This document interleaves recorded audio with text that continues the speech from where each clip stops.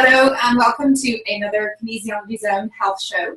I am here with Simone today, a good friend of mine. I've known her for about 4 years and I'm over in New Jersey staying with her. So what better way to grab another guest interview and for her to share her tips and advice to help people be a bit more healthy. So Simone, tell us a little bit about yourself and how you first got into being self-employed. Well, I would like to have a little more time to spend with my daughter, more freedom, more time to do things with her. And that's really what inspired me to have my own business and also my passion for helping people. So you first of all started off as a nutritional therapist, isn't that right? Yes. Yeah. So tell us a little bit about what you learned in nutrition college. Nutrition college. Well, nutrition, I went for my own health and wellness. I wasn't feeling well. I was having a lot of digestive problems, headaches, and PMS. And those were interfering with my day-to-day activities. Even being there for my daughter with headaches and migraines was difficult. So I decided to look into my health and my well-being and look into what I was eating. And I discovered I was allergic to a lot of foods and artificial coloring, artificial flavors. And those chemicals were giving me the headaches and really interfering with my health. So I first started with my own health and well-being, feeling strong, and then I decided to help other people feel strong, energized, as well, so they can do whatever they want. And so then you saw clients over Skype as well as in person. Fantastic. Skype and in person. And then you discovered the human design process. So tell me a little bit about the human design and how you work with clients now. Okay. Human design is fabulous because it will give you how you are specifically configured to navigate the world.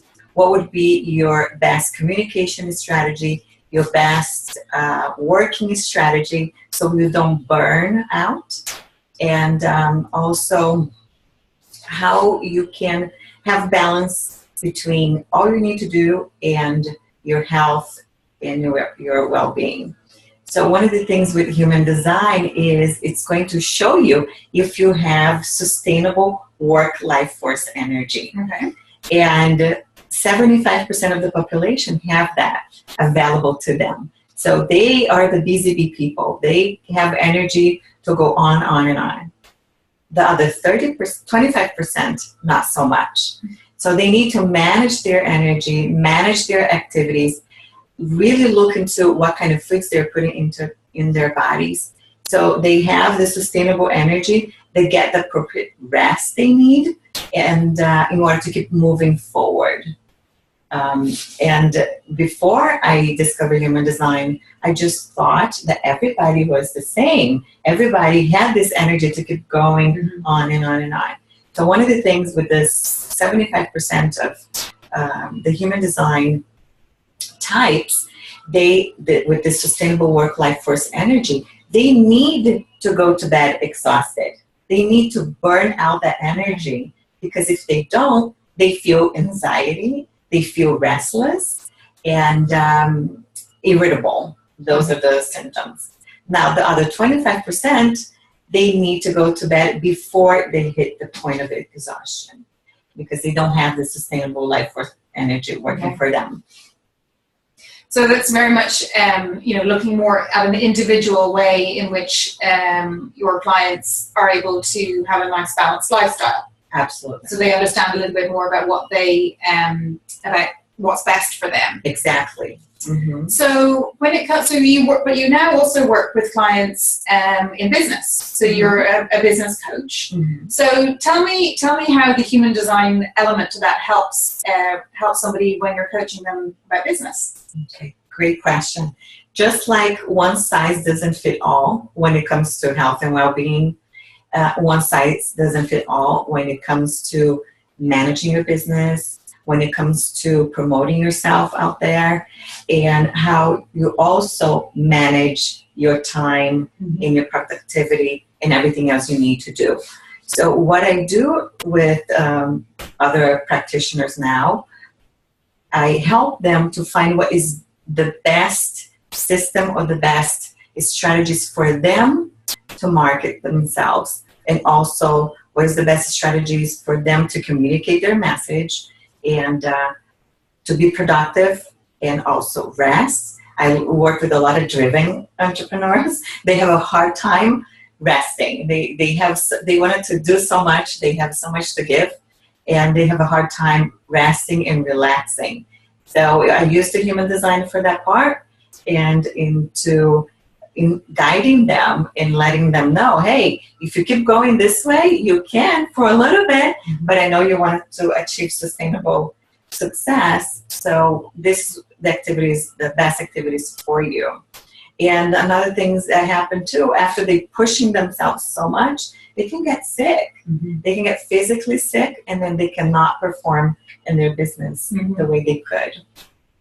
Yeah, I think sometimes when, with my students, sometimes they worry when they have a slow week.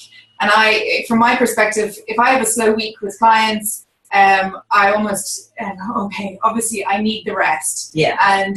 And so, when I come to, here I'm staying with Simone and her family in New Jersey, this is a rest. And although we're doing a little bit of work today, this is, for me, a great way to maintain balance, that staying in a different place, a bit of variety, but also different routine, getting some good sleep, and in this beautiful surroundings of their home here in New Jersey. So tell me a little bit about what would be your advice then to someone who, what would be a number one tip in terms of health or even business for our audience today? Mostly kinesiologists, but holistic health in general. What's your holistic health perspective of how do you keep yourself healthy and how do you advise your clients? Okay, so let's go with this tip then for productivity and rest and relax. My type is the type I need to work and burn out all the energy. I'm a generator. Siobhan is a projector, so she's part of the 25%, and you need that rest. So one of the things I do with clients right off the bat is to block 3 specific times on their calendar. The first one is time off, when they're going to get their rest, because time off for us entrepreneurs is investing in our future and investing in our success. So first, block time off. Time they're not non-negotiable. You're not going to work, let's say, after 8 p.m. or weekends. That's usually what I do. The second time is the time that you're going to work in your business. You're going to work with clients. You're going to support them and guide them and help them the best you can. And the third time is working on your business, which is promoting yourself, sharing with people what you can do to help them, and have the attitude every morning thinking, who is out there that I can help be healthier today? Super. So I have a lot of stamina, but I do recognize that I don't always take consistent rest. So I tend to do it in blocks. And I always feel a huge benefit for it afterwards. So I will take that on board, Simone. So you mentioned to me before about, you said I was a projector, you are a generator. What other types are there in the human design? The other types are manifesting generators and reflectors and also manifestors. Okay.